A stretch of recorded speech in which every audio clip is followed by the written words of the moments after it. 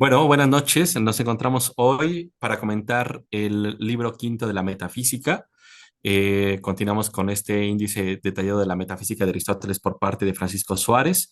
El título que tiene en latín es De Communium et Analogorum Nominum Triplice Significato eiusque Distinctionem. Y bueno, sin más, pues le daré la palabra al profesor Adrián para que haga la primera ronda de comentarios. Ok, muchas gracias, Bitsu. Bueno, este, voy a, digamos que a romper un poco el orden en el que vienen las cuestiones en el texto. Los ordené debido bueno, más en función de su importancia. Y bueno, la primera cosa sobre la que quisiera llamar la atención es sobre una pregunta que se encuentra en el capítulo 10, específicamente en la página 70. Dice, Cur enim prius egit de uno posteat ente substantia de inde de eodem et diverso nulla sane ratione it fecit. Eh, Esta pregunta me pareció bastante interesante porque llama la atención cómo es que los comentadores medievales de Aristóteles y, bueno, en particular Suárez, se sentían desconcertados sobre la falta de, ¿cómo decirlo?, de sistematicidad presente en el texto de la metafísica.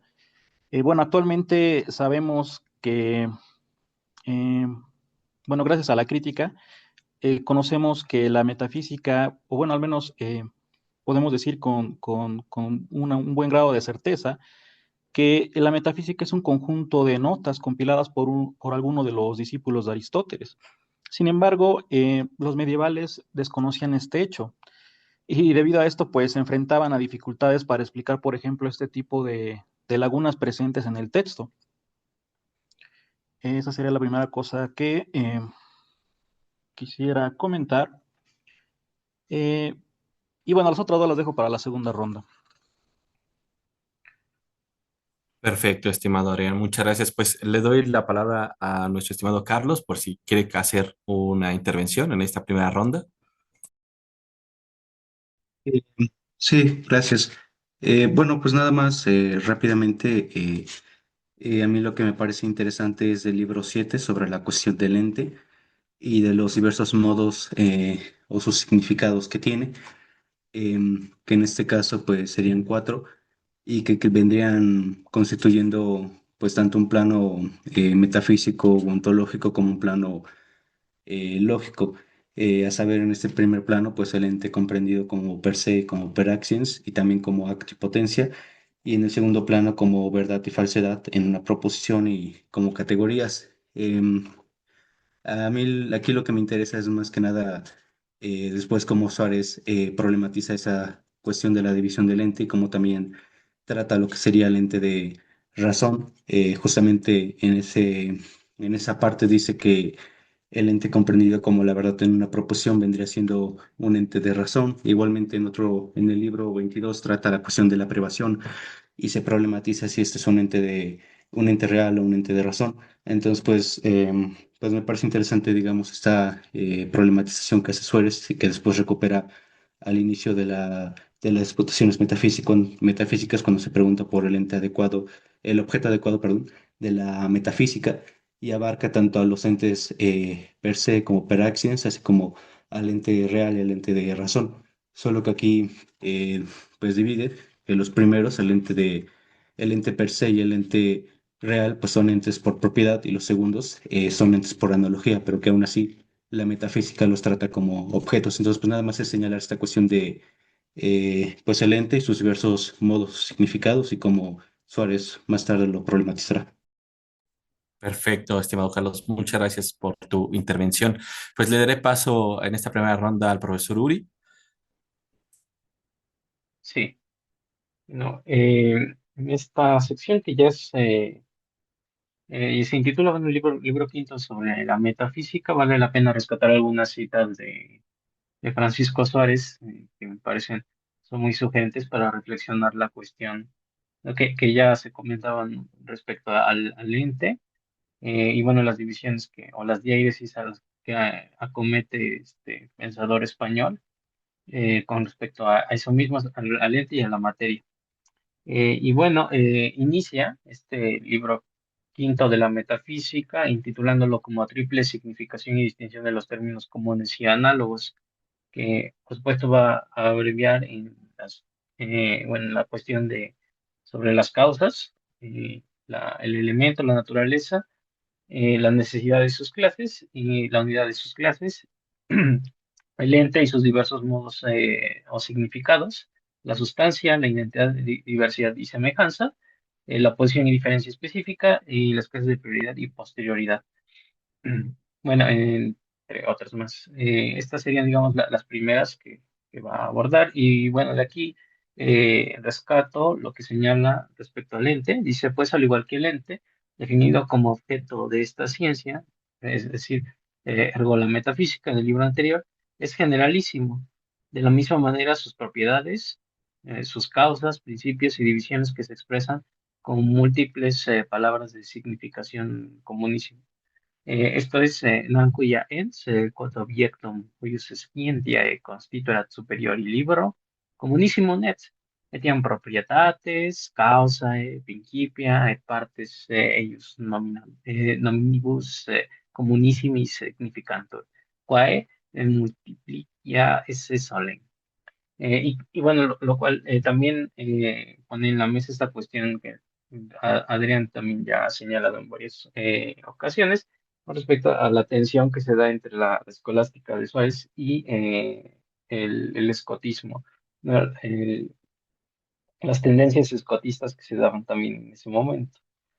Eh, y quiero terminar mi primera intervención señalando pues, directamente algunos problemas que ya aborda Suárez, sobre todo en lo que es el capítulo 5 y 6 referido a la necesidad de sus clases y en la unidad de sus clases. Y bueno, de ahí a mí me gustaría rescatar también esta diáresis que hace con respecto a lo que es absolutamente necesario, que Suárez, bueno, define muy bien, haciendo esas divisiones entre lo necesario y lo necesario por razón de entidad más perfecta, y también la causa eficiente, siguiendo el comentario de Aristóteles. De aquí vale la pena rescatar la cuestión segunda, que dice respecto de esta división surge el problema de saber si realmente, y según Aristóteles, existen efectivamente seres esencialmente necesarios, sin que tengan causa de su necesidad. Aquí en concreto parece afirmarlo y muchos creen que esta es su posición. Me salto, dice, entre estas hay algunas, como las proposiciones mediatas que tienen causa de su necesidad por demostrarse en función de otros principios anteriores. En cambio, otras no tienen causa, como es el caso de los principios evidentes. Bueno, comentaba al principio que me parece esto muy, muy sugerente porque, bueno, aquí pone en primacía Suárez el conocimiento que tiene de la hermenéutica aristotélica, dada la división de las tres clases de necesidad, a la cual argumenta, por supuesto, un cuarto modo de necesidad, que es necesario en virtud de una causa de su necesidad y necesario también sin causa, sino que es necesario en tanto por su propia naturaleza, y que, bueno, en efecto existen esta afirmación de que las proposiciones inmediatas tienen causa de sociedad por demostrarse en función de otros principios anteriores, lo cual, bueno, va a seguir abordando para las subsiguientes disputaciones. Es un argumento que, bueno, va a repetir Suárez. Y la otra que tiene que ver con el capítulo sexto, que es la unidad y sus clases, donde aquí vale la pena discurrir en torno bueno, saltamos la cuestión de las unidades, que igual retoma de Aristóteles, la cuestión décima y onceava, que me parecen muy, muy sugerentes en cuanto a un deslinde, o sea, un deslinde entre forma y materia. Eh, no cito, dice, suele también tratarse aquí por extenso sobre el principio de individuación, con motivo de aquella definición de Aristóteles. Es decir, son uno numéricamente los que poseen una materia. Uno un número sum por un ex materia 1. Dedicamos a esto casi toda la disputación quinta, por lo que se refiere al sentido de la proposición aristotélica, por más que los escotistas pretendan no tratarse la materia como parte del compuesto, sino de la diferencia material que llaman equidad, tiene, sin embargo, un sentido más obvio que el filosofable de la materia propiamente, pues este y no otros el significado de tal palabra en Aristóteles. Por eso resulta difícil adaptar las palabras para que signifiquen adecuadamente el contenido de la unidad numérica, por darse en los ángeles y en los accidentes unidad numérica sin materia. Por eso dice el comentador que no se trata de definir adecuadamente la unidad trascendental, sino la unidad cuantitativa. Casi esto coincide con Santo Tomás al decir que no se trata de definir al individuo en general, sino de explicar en las cosas materiales. Es más, hay que añadir que la explicación se limita a las sustancias que sean materiales y existentes al mismo tiempo, es decir, que no se pueden entender la materia en absoluto, sino signada con ciertos accidentes. Y bueno, hasta aquí dejo mi primera intervención. Perfecto, estimado Uri. Pues yo voy a retomar algunos aspectos que se han comentado, precisamente el que tiene que ver con la necesidad en relación a la causa eficiente, ¿no? Que se denomina en esta forma ex efficiente quod violentum appellat. También aquella que está en correlación de los principios evidentes, ¿verdad? Que ya se plantea o se planteó ya en la cuestión doceava, en el capítulo quinto, el libro quinto, ¿verdad? Donde se denomina aliae quae non habet causam ut principio per se nota, y también aquella relación respecto a la configuración de la hipótesis de que el paciente no puede resistir la acción, ¿no? En tanto la operatoriedad en la cual se encuentra involucrada, ¿no? Que Suárez denomina solumque dicitur necessarius sex suppositione, quia illa agente passum resistere non potest. Y respecto al capítulo 6, yo creo que podríamos comentarlo en esta segunda ronda, pero le daré pauta al profesor Adrián. Ok, gracias. Bueno, eh, la segunda cosa que quiero comentar, bueno, y antes de esto quisiera advertir que posiblemente esta intervención podría sonar un poco repetitiva si se toma en cuenta lo que he dicho en alguna sesión anterior. Pero bueno, reiteraré porque lo considero importante. ¿Y cuál es esta cosa sobre la que quiero llamar la atención? Pues bien, nuevamente, ¿no? A pesar de que algunos historiadores de la filosofía consideran que el pensamiento medieval no es lo suficientemente consistente con su terminología, eh, lo cierto es que no hay que perder de vista dos cosas, ¿no? La primera es el amplio campo semántico que algunos conceptos pueden tener, ¿no? La segunda es que a pesar de las diferencias de escuela, como lo mencionaba en una sesión anterior, la terminología filosófica estaba en su mayoría pues homologada. Por lo que, nuevamente, lo que decíamos en una sesión anterior, eh, en verdad las disputas entre escuelas se daban en aquellos aspectos en los que, por ejemplo, la lógica y la metafísica se entrelazaban, ¿no? Básicamente se daban principalmente las polémicas en materia metafísica. Específicamente, si vemos, por ejemplo, el capítulo 17, especialmente la página 75, precisamente al hablar del término, podemos ver, por un lado, la, el amplio campo semántico, por ejemplo, de algunos términos, ¿no? De algunos vocablos, como en este caso término. Y por otro, que al menos a primera vista, pues no parecía haber conflicto de intereses entre las escuelas, ¿no? Podemos ver lo siguiente.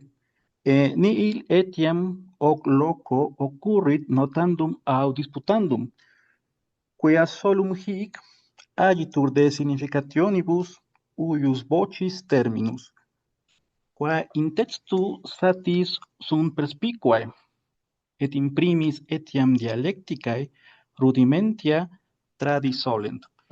Y más adelante nos dice, nan terminus dicitur et de voce ipsa significativa, quomodo tractatur a dialecticis, et peculiari ratione dicitur de definitione, ut hic Aristoteles annotat. Dicitur etiam de termino reali vel quantitatis. Más adelante dice, importante, tum maxime quia communis appellatio termini prout metaphysicae consideratur, vel in quadam negatione consistit. Bien. Me llamó la atención bastante este párrafo porque notamos que de acuerdo con el texto, el campo semántico del vocablo terminus es bastante amplio, ¿no? Por ejemplo, en lógica puede significar, en un sentido, vamos a decirlo así, general, el signo lingüístico, y en un sentido un poco más especial, puede significar una definición, mientras que en metafísica puede significar un límite real o aquello en lo que se reposa. Lo interesante aquí es que, por ejemplo, si recordamos cómo era el estudio de la filosofía en la Edad Media, vamos a recordar, por ejemplo, que se iniciaba con un curso de artes, ¿no? Y que la primera materia filosófica que se abordaba era precisamente la lógica, en un primer momento y posteriormente la dialéctica. Lo interesante aquí es que, por ejemplo, si analizamos las sumas de lógica, los primeros cursos de filosofía, vamos a encontrar que, por ejemplo, la mayor parte de las súmulas van a empezar con un tratado de términos. Por ejemplo, es el caso de Occam, bueno, de los más conocidos sería, por ejemplo, Occam, Alberto de Sajonia, que aunque son nominalistas, por así decirlo, eh, vamos a encontrar también que muchos otros nominalistas comentan, por ejemplo, la suma de lógica de Pedro Hispano, el llamado Tractatus. Entonces, lo interesante es que a pesar de que eran de diferente corriente, vamos a decirlo así, filosófica, pues no tenían problemas en poderse leer y comentarse. Y, por ejemplo, me viene aquí a la mente una cita que por aquí tengo de cómo inicia la suma de Occam. Y es interesante porque independientemente de la escuela, eh, pareciera ser que muchos filósofos iniciaban con el tratado sobre términos. Dice, omnis logicae tractatores intendunt astruere quod argumenta et propositionibus et propositiones et terminis componuntur. Un determinus aliud, okay, non es quam pars propinqua propositionis. Entonces, esto es bien, bien interesante, ¿no? Más aún, vemos que, por ejemplo, Suárez, ¿no? Que se dice seguidor de Santo Tomás, no dice, al menos he revisado los parágrafos en los que se tratan temas lógicos. Lo interesante es que Suárez, aunque se dice seguidor de Santo Tomás, en ningún momento pues llega a mencionar que las explicaciones, por ejemplo, de este tipo sean, ¿cómo decirlo? Sí, sean algo contrario a, por ejemplo, la vía realista o cosas por el estilo, ¿no? Específicamente en este párrafo, no menciona que las explicaciones sobre las acepciones del vocablo término deban ser desechadas o algo así por el estilo. Eh, por el contrario, ¿no? Pareciera ser que él da por hecho que este tipo de cosas suelen abordarse y de hecho se abordan, ¿no? En los estudios de dialéctica, esto me parece interesante, ¿no? Eh, entonces, resalto esta cuestión del término, por lo que comentaba, pues, acerca de las polémicas que estaban en temas mayormente metafísicos, ¿no? En realidad, el problema no era tanto la terminología, podemos hablar de una unificación, en realidad los problemas venían en los temas metafísicos, ¿no? Y esa sería la parte, ¿no? Que me ha llamado la atención. La segunda es lo relacionado con el capítulo 12 en la página 74. Específicamente una cuestión, pues yo diría espinosa, ¿no? Porque toca la cuestión de lo posible. Podemos ver en la cuestión 3, dice,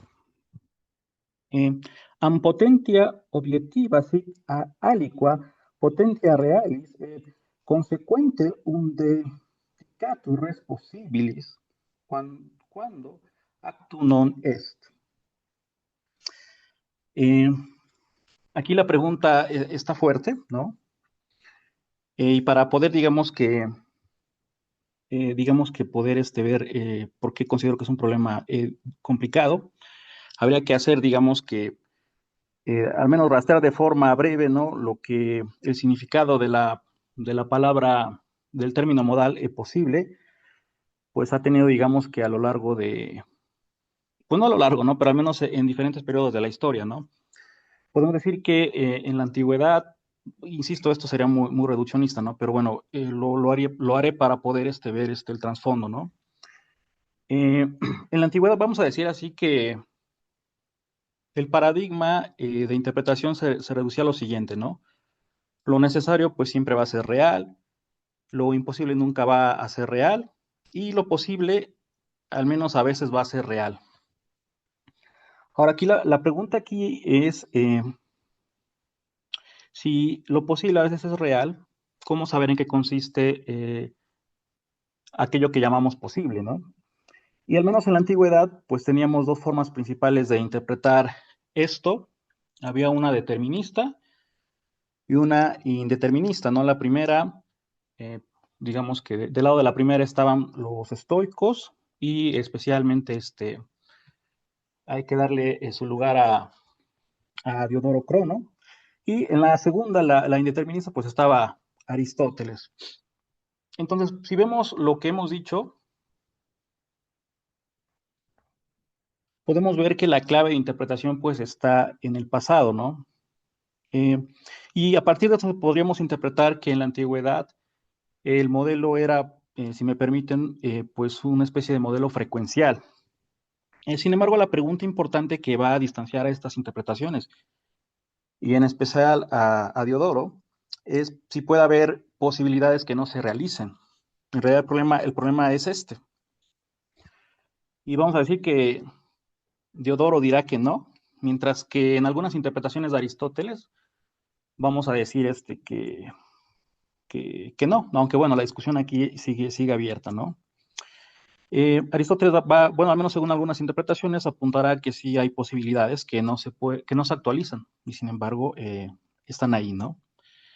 Más tarde entra el influjo del cristianismo, especialmente a partir de San Agustín, eh, que precisamente al interpretar ciertos pasajes bíblicos, cae en la cuenta de que Dios, en tanto que libre, pues pudo haber hecho las cosas de otra manera.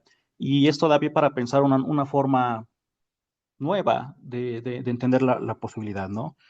No quisiera aquí alargarme, pero bueno, habría que mencionar a otros, ¿no?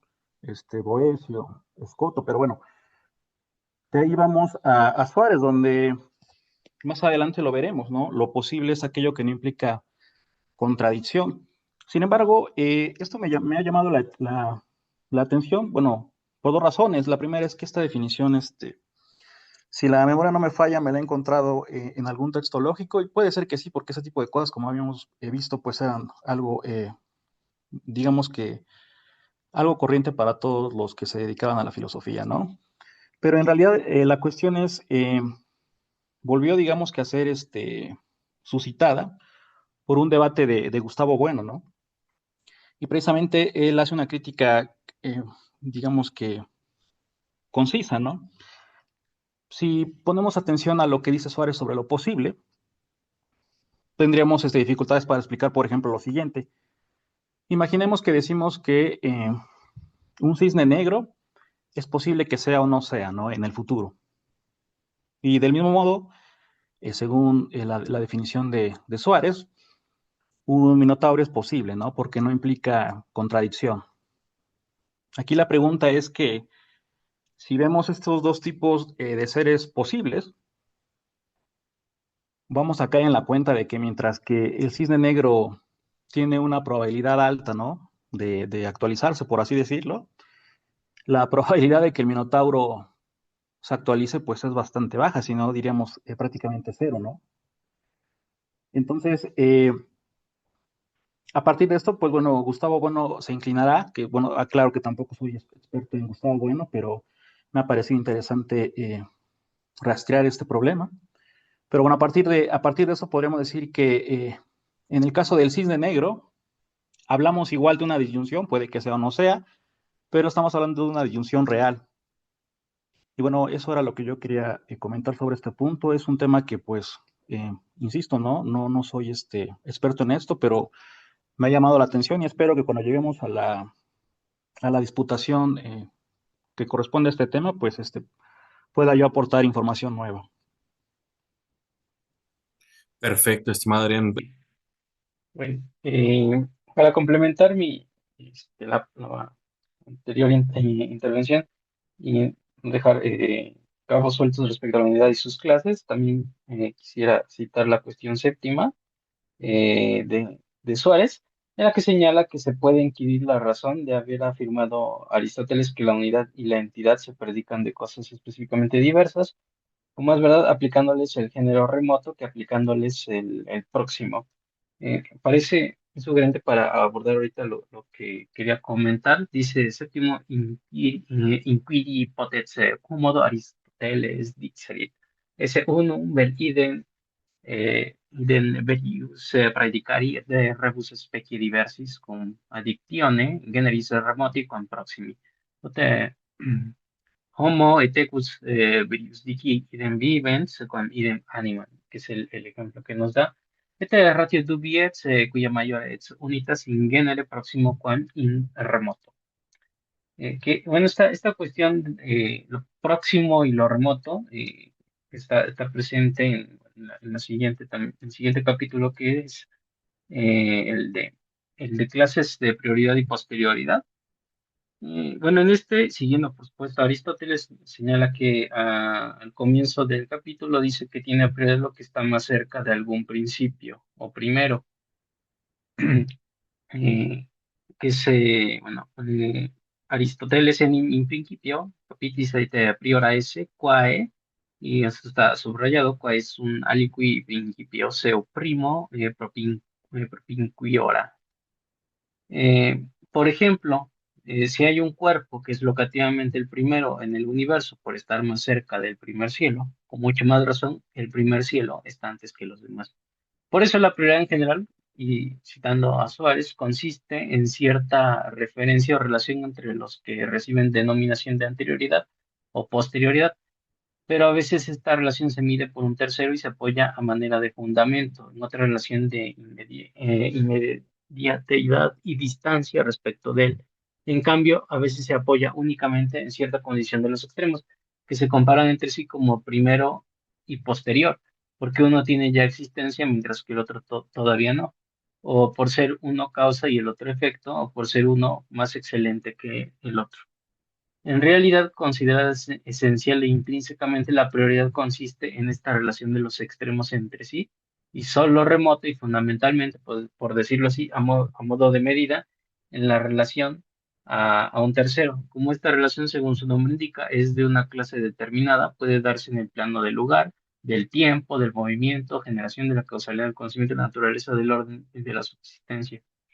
Bueno, lo traía a colación porque me parece que esta distinción entre clases de prioridad y posterior, que bueno, tiene que ver con proximidad o mm, locativamente en el ejemplo que da, como dice Suárez, entre proximidad y alejamiento, pues va a versar también la discusión sobre, no sé si más adelante lo señales, sobre la cuestión de los principios lleva juzgados como unidad numérica, ¿no? Es decir, peráquides. Y bueno, yo hasta ahí termino mi participación.